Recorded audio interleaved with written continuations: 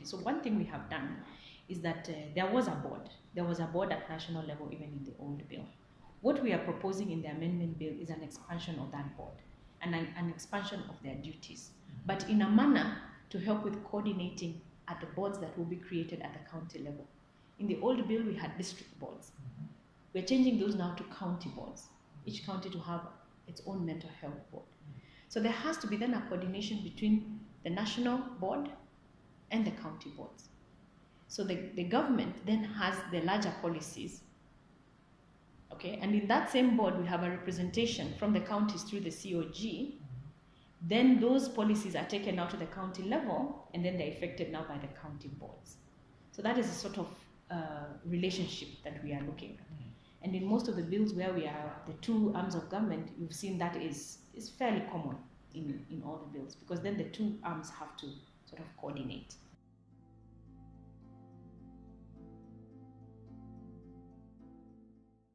Unfortunately, no. And the issue is not necessarily the infrastructure more than the staff, the qualified staff. The numbers are far less. Medical health practitioners are very few in this country. And we have tasked, in fact, in the motion that we did in Parliament, we want an increase of these staff members. We are expanding this field so that we can get more practitioners. And once you have practitioners, then the infrastructure follows. We can start with whatever infrastructure we have. We're not saying that counties have to go and build a new mental health facility. We can get space in the current health facilities that are even in the current dispensaries. You can have a psychologist or a psychiatrist sitting somewhere who can, see patients and then refer them where they need to be referred. It is very doable. It's not necessarily a question of new infrastructure, but the biggest thing is an increase of the practitioners. There are very few. In fact, if you get the statistics from Kenyatta National Hospital, where even just the mental health nurses, one is handling over 100+ patients on a daily basis, is honestly unacceptable in a country like ours today.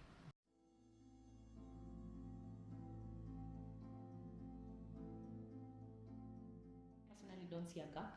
I just see commitment that is needed both at national and county level.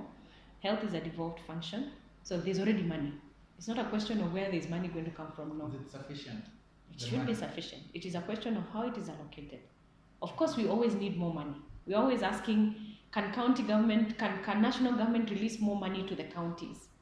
Once the counties have their health kitty, can they apportion their health funds accordingly and give some money to mental health? There's very little that goes to mental health. Even at national level, very little is still going to mental health.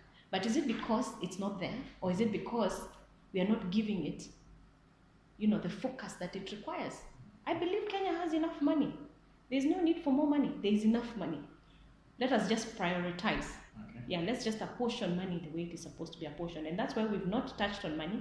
This is not a money bill. As you know, Senate cannot emanate money bills. This is not a money bill. This is a bill that is telling our county governments and our national government, can we focus on mental health? That's what we are saying. Can we focus on mental health?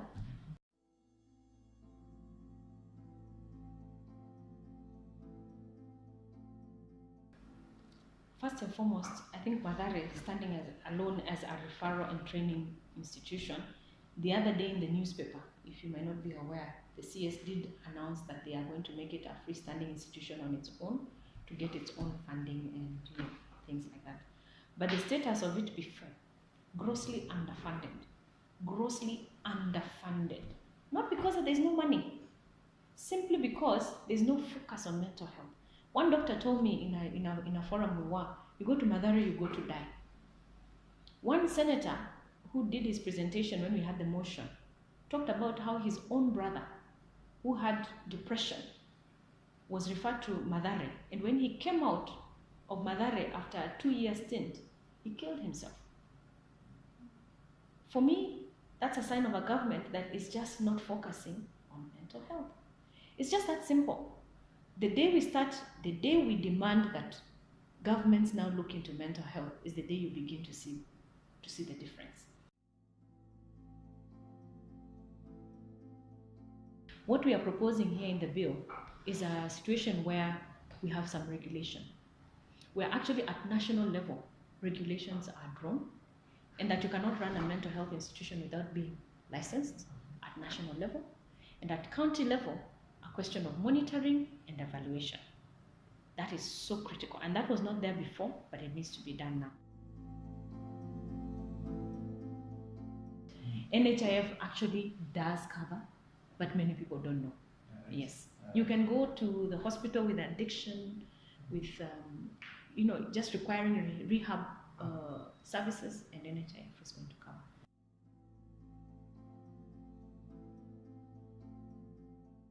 So essentially, when this bill passes and is assented to, then anybody can challenge any private provider of insurance if at all they have been, they have not been given that service because of their status. They can challenge it in a court of law, because here we are saying we are all human beings and we have our rights.